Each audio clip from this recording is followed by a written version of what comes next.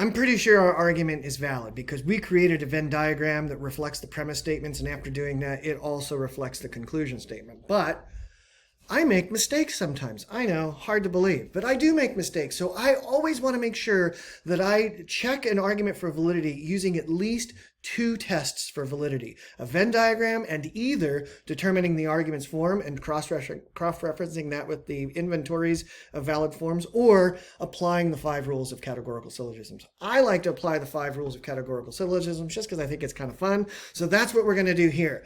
To apply the 5 rules of categorical syllogisms to our syllogism, we're going to mark all of our distributed terms. We have distributed subject terms in each and every statement that makes up this argument. Rule number 1 says the middle term needs to be distributed at least once. D is our middle term, and it's distributed right here in the first premise.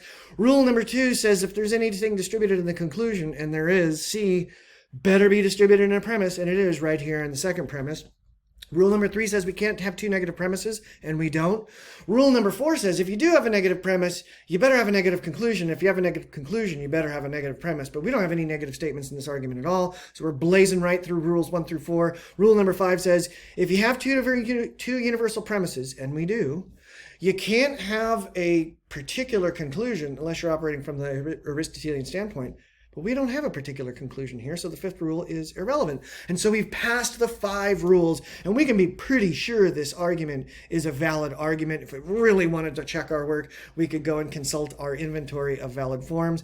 The form of this argument is AAA figure 1. That is the very first argument in the upper left-hand corner of your inventory of unconditionally valid forms. So we know this argument is valid.